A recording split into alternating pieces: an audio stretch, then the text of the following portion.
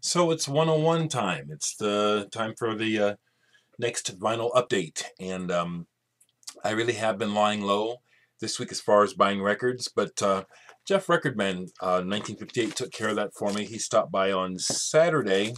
He called. He was out with us Friday actually.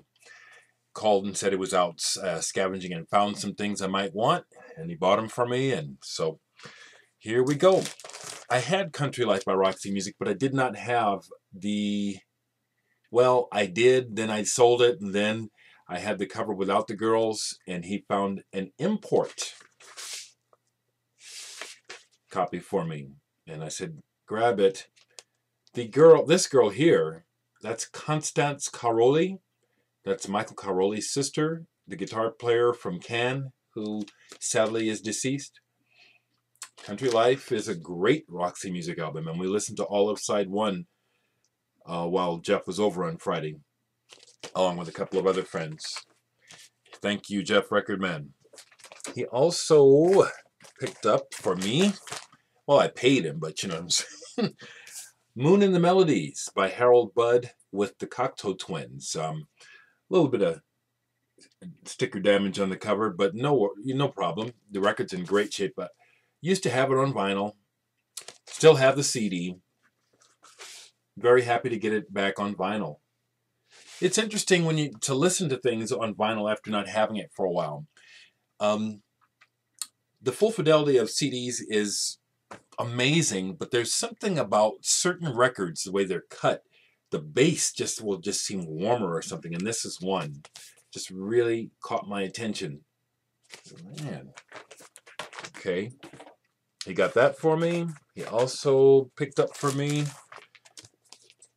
Bertolt Brecht's Ball by David Bowie. So here, another entry into my Bowie collection. And I played this, and Bertolt Brecht, as you know, he was kind of like Jacques Brel in that he just didn't really cut corners in what he was talking about in his lyrics. Really, really just talked about life, you know what I'm saying? Just down and dirty. This is great. Okay, so, and then today, I worked today, and on my lunch break, a lot of times if I don't come home, what I'll do is I'll just run down to the local store to see what's in. And I just picked up a couple of things today because, again, my pocketbook really is, it's tight. But I got another Bowie, John I'm Only Dancing on 12-inch 45. It's a UK press. And this is the one, at the time, had the unreleased versions, one from the Young Americans sessions and one from the Ziggy Stardust. Of the two versions, I would say it's pretty obvious that I'm going to be going for the Ziggy Stardust version, and I do. I picked that up, and I picked this up. I'd never seen it. Portishead, The Rip. This is a 12-inch single. It's a one-sided single. I haven't even played this yet. But I saw it, and I love those guys down there. They obviously love me. They pretty much gave this to me. But it's a one-sided single, etched. Here's the etched side. With the P for Portishead down there, as you can see. So I haven't played this yet, but I, for one, do like stuff like this. I mean, I love records for the sake of the music, but do I kind of like novelty stuff? Oh, yeah, I do. Picture disc, etchings, colored vinyl. I do like it. Always have. Will I buy a record just because it's colored vinyl? No. Have I in the past? When I could afford to, yeah. But I picked this up today, and I'm looking forward to playing this, The Rip. So let's talk about what I've been listening to as well, because just coming off my weekend, and I did listen to a little bit of music as well as some housework and laundry and writing some letters and visiting friends and all kinds of other stuff. But, you know, I definitely like to make time for listening to music or having music on when I'm doing things. This I played while I was doing things. It's Alvin Lucier, and it's Still and Moving Lines of Silence in Families of Hyperbolas, Part 2. for voice instruments and pure wave oscillators, numbers 1 through 4. Those are the pieces on here. Alvin Lucier. I believe this is on the Lovely Music Communications label, which is a small label that was doing these sorts of releases, I think in the 70s, was it? So this is pure tone. Really kind of similar to what Babylon Seeker sent me on his first tracks. This is Sine Wave, 1983. It's wonderful, especially it's the sort of thing, it makes me think of music for airports in that it's pure tones, they change, they can just be sitting in the background, and then all of a sudden I notice that it's drawing my attention. I think it's awesome work. Drone sound, Alvin Lucier. This is awesome. Really enjoyed that. Let's see here. We were talking about Stereolab while Jeff and Alice and Frank were over, and I pulled this out. Just it's a side project of Stereolab and the High Llamas called Turn On. And there's a couple of standout tracks on here. You can really hear that it's both those bands throughout. I think this is on the Duotone. No, this is on Drag City, the Drag City label. And it's mostly instrumental. And quite enjoyable. I found myself playing the last 2 tracks on side 2 over a couple times. Really nice. Turn On. I hadn't played this in a while. This is a favorite fusion album of mine from Italy. Transit Express, Priglicit. I think that's how you say that word, Priglicit. There are no, Serge Parathoner is a name I recognize on here. I can forget who else he's played with, but that's a name I recognize on here. This is very, very, very good. Coming out of the Mahavishnu bag. A lot of changes, good drumming. Very much about musicianship. It's instrumental. I love this. I know they have at least one other album. Transit Express. Priglicit. However you say that. I went ahead and pulled this because in watching videos, King's Drummer had just bought this, Heavy Weather by Weather Report. This talk about one of the most overplayed jazz rock albums of all time. This just, especially in the Midwest, I don't mean to insult anyone, but this was so this past white. Do you know what I mean?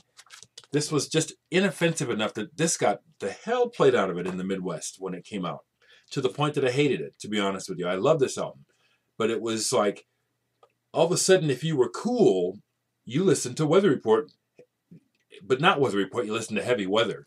And it got to be a joke, but him talking about it made me pull it out, because Teen Town is cool. The songs that everyone talks about, they're cool, but I think the best song on this album is the last track, Havona. For my money, that's the best track.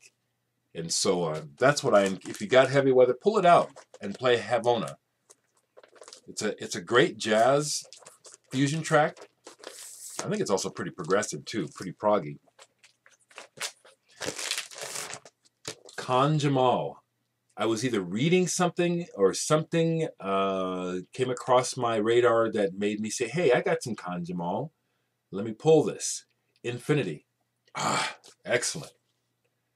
Khan Jamal is a vibraphonist. This is some small Stash Records. This is a small label. Don't know how long this label was out. But this is a great date. Great recording, great playing, very good compositions. Not straight jazz at all. This is great. Sonny Murray on drums, y'all. Not exactly sure what it was that got me to pull this, but I'm glad I did. Khan Jamal. Really excellent. Let me see if there's anything else here. Yes! I pulled this out and played Tomorrow. This is a reissue.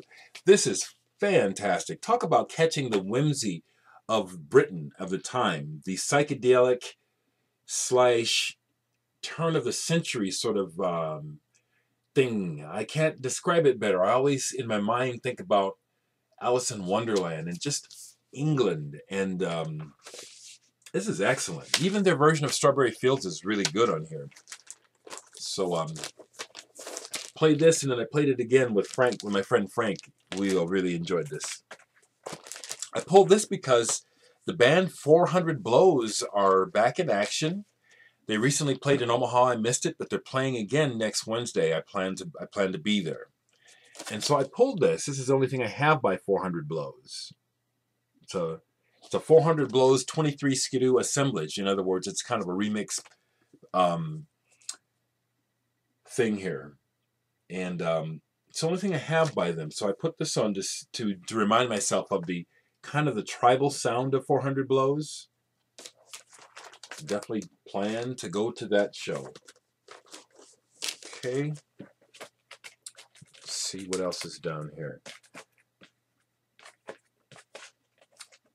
I pulled this out, and man, just some fantastic music. Charles Tolliver, Paperman, on Arras to Freedom. Freedom. Just a killer jazz label, people. And this was a date that he did not with his usual group. Here he's got Ron Carter, Joe Chambers, Gary Bartz, and Herbie Hancock. It's a promo, too. This is excellent. I would say this, just like you folks that are exploring jazz, beefing up on your jazz, just like I would say ECM, whenever you see an ECM, you buy it. Early Blue Note, you buy it. Freedom, don't hesitate. Buy it. Been really enjoying exploring my collection because I got stuff I forgot I had. This is a independent, privately pressed record called Name. I remember when I saw it, I bought it because Henry Kaiser is on the album, the guitarist. Excuse me. Everett Schock, who I also learned about through this record. And this is really good. The instrumental is what I really like. I mean, this is so independently produced that it's a white label, and they put stickers on the labels to tell you the information. And the instrumental is my favorite on here. But this is, the word that keeps coming to mind today is quirky. And arrangements that keep you on your toes. Lots of movement in the song. Really nice, really nice. I pulled this, Tonto, as in Tonto's Expanding Headband. It's About Time. Robert Margoliouth and Malcolm Cecil, early pioneers of the synthesizer, introduced Stevie Wonder to the synthesizer. And there's a slightly kitschy, cheesy aspect to this record, only on certain tracks. Just love the pressing. I love the polydilated. If you listen to it all the way through, there are the tracks that are wholly satisfying. It's kind of like, this is how I interpret it. It's like they had to do something light to entice the average listener, people who don't want to be too challenged. And then it's later when they show you their real stuff. You know what I mean? So this is a good album. It's About Time. I pulled this, just forgot what it was all about. Another private pressing, White Earth Street. This is avant-garde improvisation of the highest order. And Torsten Muller, Davey Williams, LaDonna Smith, Gunter Christman, these folks are some of the finest when it comes to improvisation. What is this label? Trans Music. Never heard of it. Except this. It's a private label. This is very, very good. For folks that are interested in how to listen to improvisation that is non-music or not non-melodic based, one of the things that I like about improvisation, and especially group improvisation, is dissecting the interplay between the musicians. Improvisation is often like a conversation between musicians and instruments. And it's kind of like the conversation. You can pick up on the conversation by noticing the interplay of the instruments, the sounds being piggybacked, how one movement can set up the next flow. And the White Earth Streak is a wonderful example of just some really impeccable improvisation. I'll show it again. Okay, it's about 15 minutes. The last thing I'll show is this. Any of you folks heard of this magazine, Magnet? For a minute, I thought it was out of business. This was the last issue forever. It's a quarterly rock magazine. Comes out, twice a year or 4 times a year? But this was the last issue forever. And I recently saw a new issue. I didn't buy it yet, but what is significant about this issue with Nick Cave is, let me open it up. Some of you folks might own this issue, but if you don't and you see it, come on, Dereck, where is it? You might want to grab this. I think this is a bit of a collector's item, and I'm just about there. Well, Bright Eyes is in here. Frank Black is in here. The Nick Cave interview is very, very good. And also, I'm in here. Sun Ambulance. There I am. Article about Sun Ambulance. And this issue of Magnet, so if you can find it, it's a good issue. It's good. The article is about Sun Ambulance. We were on tour at the time, on a U.S. tour. I think it was my second U.S. tour with them in Chicago. The pics were taken in Chicago. And oh, look who's on the back. It's a ad for Connor's solo album that came out on Matador at the time. Yeah, I'm just really proud of these little things. It's like, you know, they're little things that I wanted to do. You know, I wanted to have this experience. You know, I wanted to see myself in a rock magazine. So I have. I mean, I've been in a few others too, but I just hope you people understand why I share this stuff with me. You know, with you. Why do I share this stuff with me? Why do I sound like an idiot? Time for me to stop.